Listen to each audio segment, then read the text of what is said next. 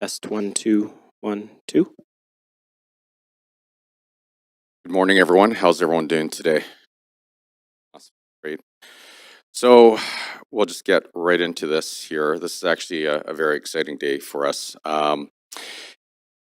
Before I get started, though, by the way, I do want to acknowledge that we're hosting today's ceremony on the unceded territories of the Musqueam, Squamish, and Tsleil-Waututh First Nations, and I do want to thank them for the love and care they've showed this land that we get to live, work, and play on. And I think it's incumbent upon all of us to learn the true history as to what's happened on these lands.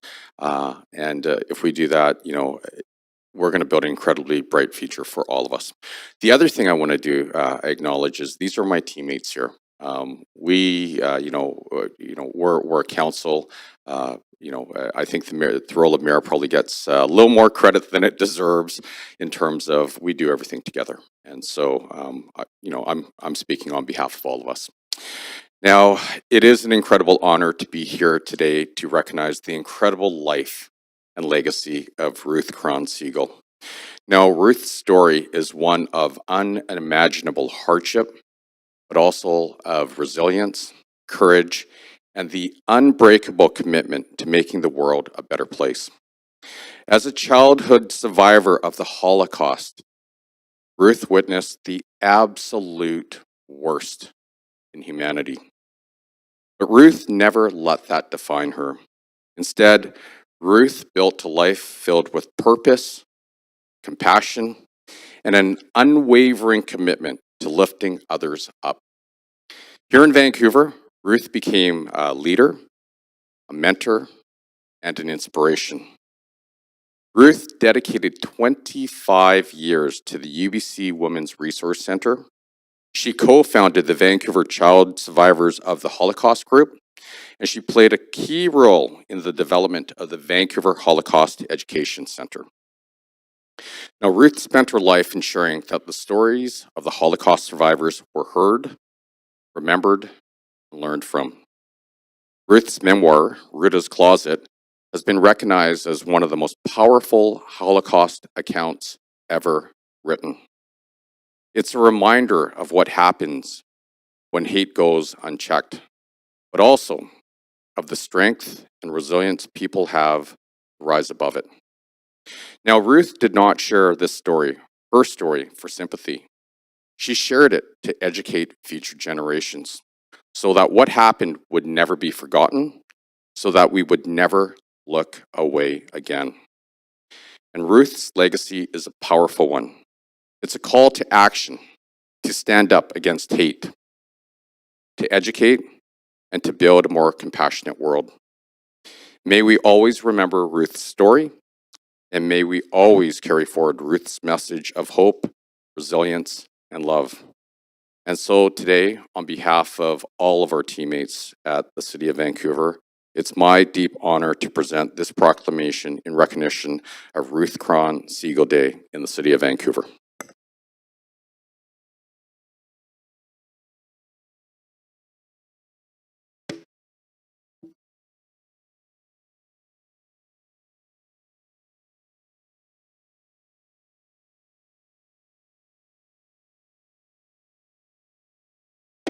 Okay, so I'll start. City of Vancouver Proclamation, Ruth Cron-Siegel Day. Whereas Ruth Cron-Siegel, born in Ruta Cron in Kaunas, Lithuania, was a childhood survivor of Nazi Germany, Shovel Ghetto, and concentration camp.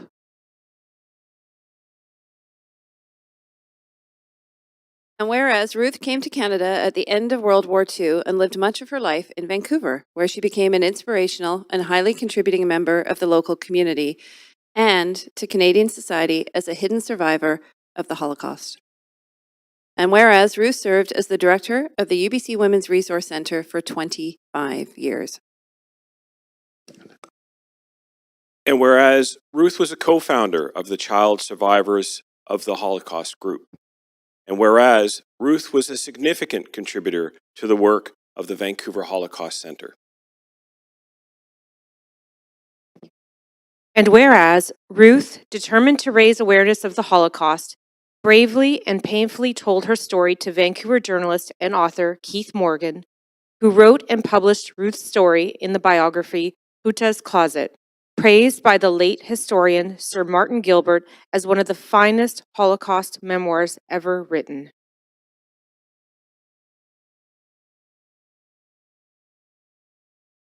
And whereas Ruth, as a childhood survivor of the Holocaust and later as a symbol of the resiliency of Holocaust survivors who came to the city of Vancouver, as well as adopted cities around the world, then went on to impact lives on a global scale.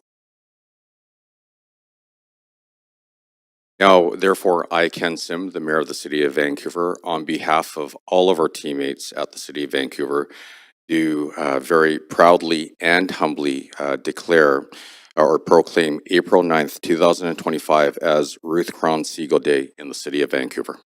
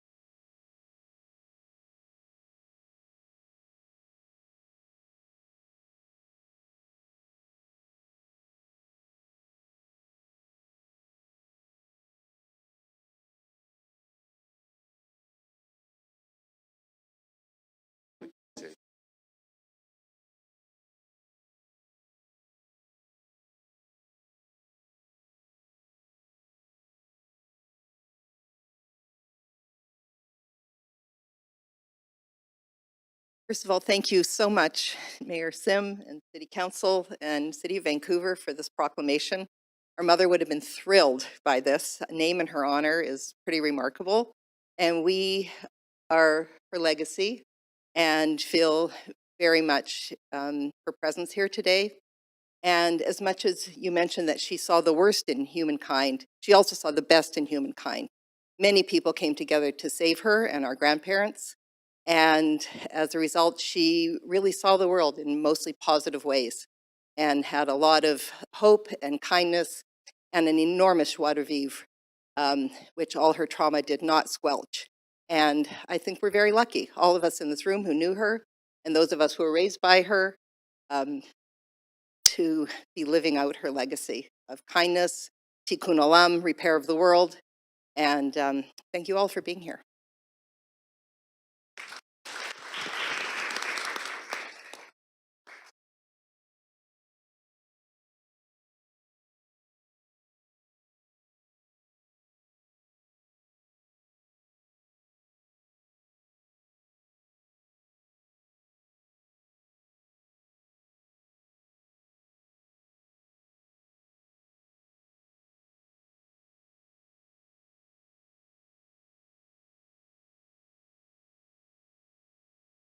Well, good morning. Did you see how many people were standing up? Is that not a victory over Hitler?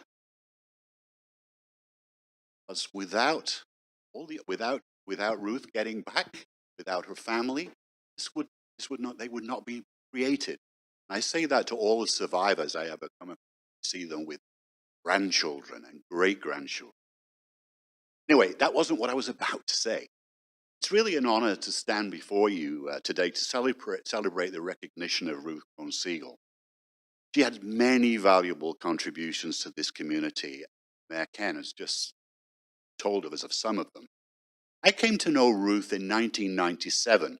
I was starting to write a Your Neighbors column about people who made a difference in the province newspaper. I'd heard that she was making a difference by telling her story to high school students in Vancouver about how she and her family had survived the Holocaust in her native Lithuania. At one of the presentations I attended, dozens of kids, we learned how her parents, Maya and Gita Krohn, their determination to survive grew stronger as members of their own Jewish family, good friends, died at the hands of the Nazis and marauding armed collaborators. A series of narrow escapes in their hometown of Šiauliai in Lithuanian, threats of betrayal by formerly friendly non-Jewish neighbors failed to extinguish their spirits. Later discovered that this small Baltic country, even today, wrestles with its collective conscience. Many had stood by and watched neighbors die. Some played an active role in the annihilation of 200,000 Jews, 96% of the pre-war Jewish population. In my long newspaper career, I'd covered many chilling true life crimes, but her story was the most remarkable I had heard. It haunted me. I followed up with a 4-part series in the province, educational series called Hidden from the Holocaust, aimed at high school students. A book just had to be written. Dr. Robert Krell, a dear friend of Ruth, introduced me to Sir Martin Gilbert, Churchill's official biographer and the most widely published Holocaust historian in the world. During our first meeting in London, Sir Martin observed that little was known about the Holocaust in the Baltic states outside of academic circles. He looked me straight in the eye. He said, "The Krohn story is an important one and has lessons to teach a much wider circle than academics and the Jewish community. I've read your crime stories in the province," he said. Worried about that, but anyway, please use your skills to write in a style that makes it widely accessible. Subsequently, Sir Martin would open many doors for me in my research. After visiting Lithuania to witness a reunion between Ruth and her Christian rescuer, the writing began. Ruth's Closet, co-authored with Ruth, was published in 2011 as a fundraiser for the Vancouver Holocaust Education Center. As of today, this very day, it's going global. And it's just one part of a wider Holocaust awareness and educational multimedia initiative. Isn't that a mouthful? Shortly before Ruth left us in late 2008, she too looked me straight in the eye, just the way Sir Martin did, and said, "You will keep telling my story, Keith, won't you?" "I will, Ruth. I will." For Ruth's Closet contains a lesson from yesterday, to be learned today, remembered tomorrow.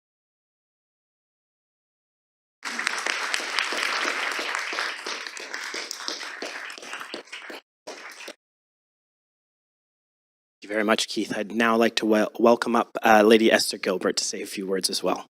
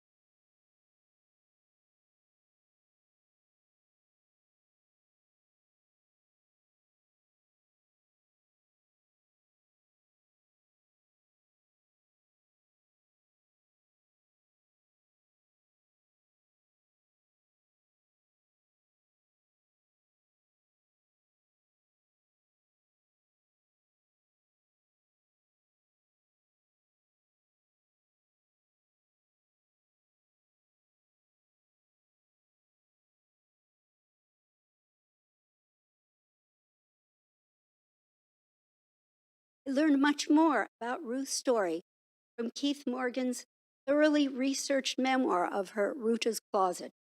And thank you, Keith, for making her Holocaust story so widely known. The legacy of the survivors of the Holocaust, and Ruth did everything she could to make that legacy her own, was twofold. Firstly, to remember, to commemorate. The names of those murdered live on with their children and grandchildren and great-grandchildren.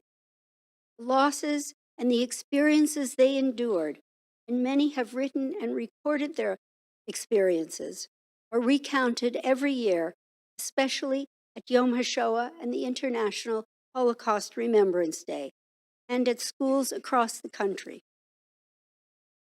The second part of their legacy is to help us to change. The term never again means that what happened to them, the evil they witnessed and endured, should not happen to anyone. The survivors hoped to be the last to know that sort of evil, and that hope took them beyond the Jewish community to teach and to set an example. The survivors of the Holocaust, Ruth among them, could well have come to this country full of anger and seeking vengeance. They grew up seeing death and destruction. That could have been their approach to life. Some refugees who come from war-torn backgrounds see themselves as victims and are full of venom and vengeance.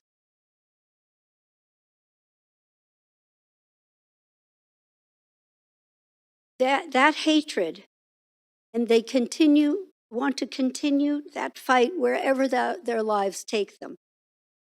As a general rule, this was not the case for Holocaust survivors. Their fight was against ignorance, against blind hatred, against prejudice and bigotry and bullying. Their weapons were their experiences, what they witnessed and endured. Their wish was that we should understand where words of hate can lead. There's a Jewish concept of tikkun olam. Ruth took that to heart, not only in her speaking to children about the Holocaust, what she saw and what she lost. She also worked beyond the Jewish environment to heal the world. Having experienced trauma, Ruth became a social worker and then a registered psychologist. She was a founding member of the Vancouver Crisis Center and the Women's Resource Center, and she was recognized for her work as the mayor is recognizing her legacy today. Martin told me once he would never use the term understand when it comes to the Holocaust. But it is up to us to learn what we can about it, to recognize the evil and the good of which human beings are capable, and to take what we learn and reflect that to those in our lives and beyond. May Ruth's memory and the memory of her life be an inspiration to all of us. Thank you.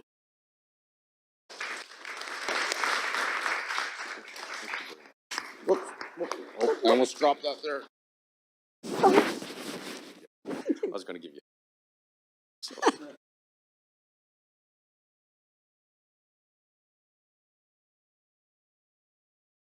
Thank you very much, Lady Gilbert.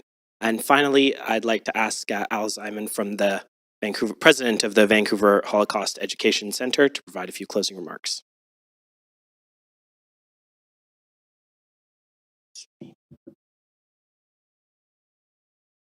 Thanks, everybody, and thank you, Mayor Sim and City Council, for honoring Ruth Siegel's memory and her many contributions to our Vancouver community with this proclamation today. I would hope and encourage other councils here and abroad to take this council's lead and do the same. I'd also like to thank the mayor, the council, and the VPD, who's continue to stand with Vancouver's Jewish community against the surging anti-Semitism we've been experiencing the last few years. Thank you.